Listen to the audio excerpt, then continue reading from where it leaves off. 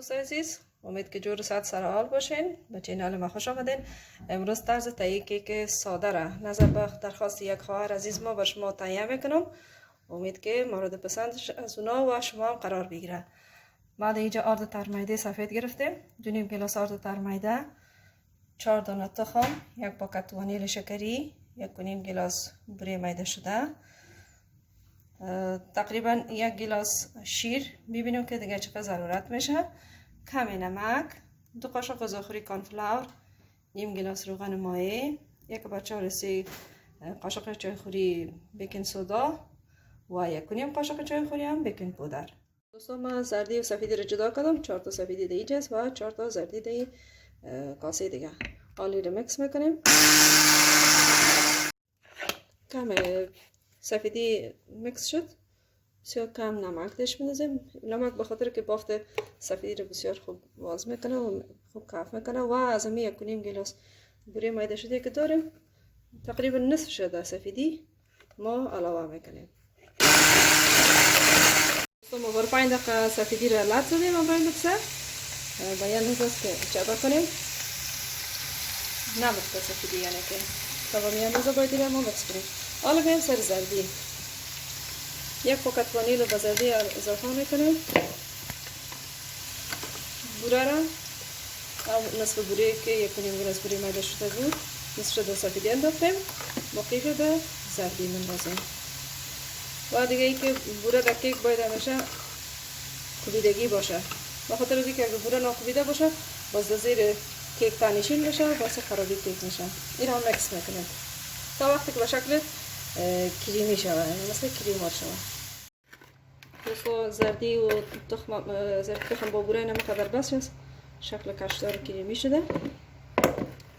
حالا باقی مواد سرزی علاوه میکنیم.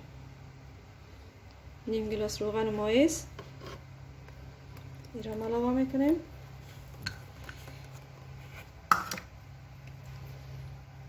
و کمی شیر هم اینجا داریم، شیر دیگه به خاطر از اینکه اندازه دقیق شود دمی مندازم. نیم گلاس یا 1 گلاس شد. باز پسان ببینیم اگه ضرورت شد بندازیم، چرا که آردا فرق میکنه. حالا آرد علاوه میکنیم، 1 گلاس یا 2 گلاس آرد. در این وقت سر از بیکینگ سودا و بیکینگ پودر خودم اضافه میکنیم. بیکینگ سودا بسیار زیاد نمی‌ریزیم، 1/4 قاشق چای خوری. بیکینگ پودر هم 1 قاشق چای خوری اضافه میکنیم، خاطر که بیکینگ سودا خودش هم بسیار قوی است و این کیک بسیار خوب باف میکنه.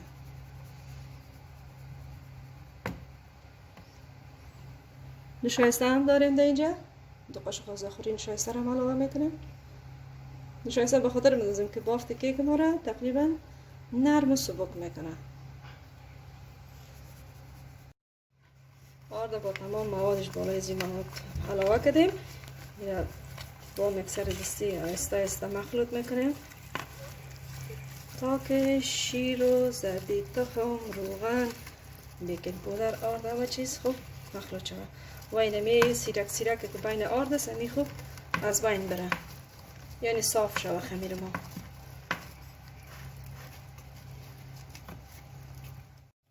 حالا سفیدی تخم برش علاوه میکنیم.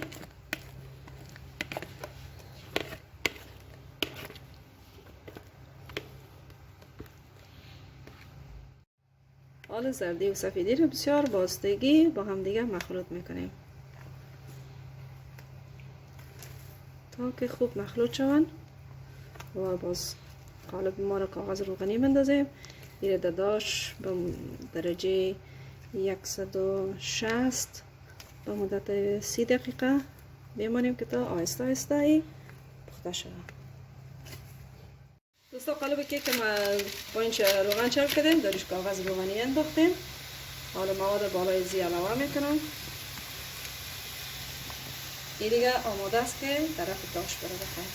اگر شما خواستین داریش کدام چیز پاکین مثلا کنجد، خاشخاش، بادام، چهارمغز و یا کشمش میشه که کشمش کمی بارد علاوه کنین در بین از این مواد پاکین بسیار کیک خوشمزه و خوش رنگ میشه. ایراره داداش میزنیم. دوستا بعد از نیم ساعت کیک از داش برآمد چک میکنیم پاک است. این رو بمانیم برای 20 دقیقه دیگه که تا سرد شد. بعد از اینکه سرد شد بازی آماده میشه برای توده کردن. در غیر از که داغ باشه هیچ وقت کیک قطع نکنه. دوستا کیک به قدر کافی سرد شده. اگر شما خواسته باشین همون ساعتی که نم از داش بیرون میکنین در روزی کم شربت بزنین نرمی از این دو چند میشه. یعنی حالت اسفنجش بسیار خوب به حالت رطوبت میرسه مرطوب میشه خوبش میشه. ما حالا کیک قطع میکنم چون سرد شده به خاطر از اینکه داخل کیک ببینیم.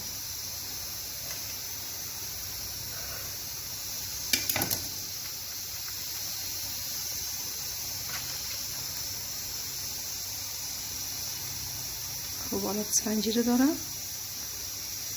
بافت خوبم داره.